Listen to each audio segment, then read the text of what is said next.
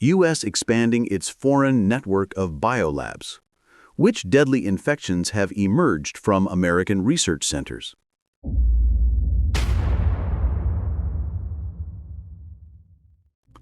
Lyme disease and several other dangerous infections may have emerged from biological laboratories in the United States. This claim was made by medical author Kris Newby in an interview with Tucker Carlson. Tick-borne borreliosis, or Lyme disease, was not diagnosed until the mid-1980s, which coincided with the peak of the U.S. biological weapons program. 3 dreadful diseases appeared: Lyme arthritis, Rocky Mountain spotted fever, and then a parasite called Babesia was identified. The first outbreak of Lyme disease occurred in 1975 in the town of Old Lyme, Connecticut, from which the disease gets its name. One of the largest American biolabs is located in this region. The causative agent of the disease was identified by Swiss microbiologist Willy Burgdorfer. He worked in U.S. biolaboratories and confessed to Kris Newby that the spread of Lyme disease was the result of a military experiment gone wrong. She began her own investigation and became convinced that Burgdorfer was telling the truth. The specialists studying Lyme disease behaved very strangely. Normally, when you discover a new dangerous infection, you say, "This is terrible. Give us money so we can start the research." Instead, all work on the subject began to be classified. The first mention of a prototype biological weapon can be found in the pages of ancient Greek myths in the description of the 12 labors of Hercules. After the hero killed the Lernaean Hydra, he coated his arrows with its poisonous bile. The slightest scratch from such an arrow was fatal. Some even find references to the use of biological weapons in the Old Testament of the Bible, such as leaving the bodies of those who died from contagious diseases to infect the enemy. Another ingenious method was used in 1763 by English colonists against Native Americans. Tribes from the Ohio Valley laid siege to Fort Pitt. The British were in a desperate situation. Their supplies were running out. Furthermore, a smallpox epidemic had broken out in the fort. One of the English captains then proposed inviting the Native American leaders to negotiations and presenting them with several blankets from the quarantine barracks. Records of the consequences of this viral attack have not survived.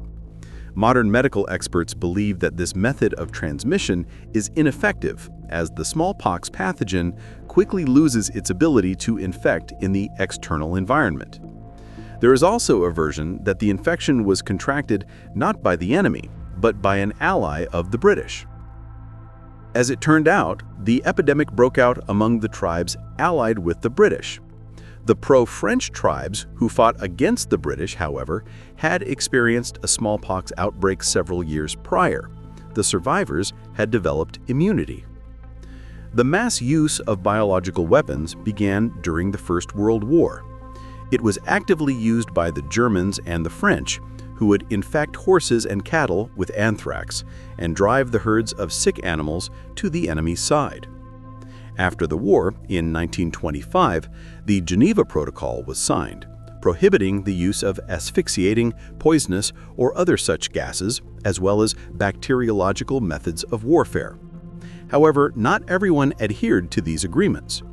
Germany and Japan continued research and development of biological weapons. One of the largest experimental centers was located in the occupied territory of China. This was the notorious Unit 731, a secret division of the Japanese Army commanded by microbiologist Shiro Ishii. The unit conducted horrific experiments on prisoners of war and civilians, vivisected living people, and studied the limits of the human body's endurance. During the war years, pilots from Unit 731 carried out raids on 11 Chinese cities, dropping plague bombs, containers filled with infected fleas, on settlements. A similar scenario was planned for the territory of the USSR as the war was drawing to a close. The Japanese were just a few months short. The USSR's allies also harbored plans to use biological weapons.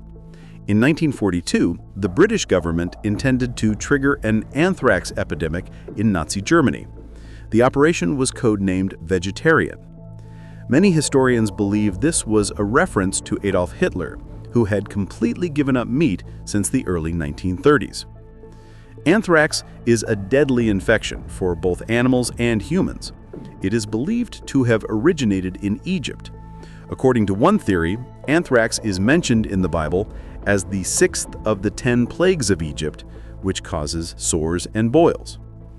The British planned to drop cakes infected with anthrax spores onto German pastures. This would have caused a mass die-off of livestock, a food crisis, and subsequently a full-scale epidemic.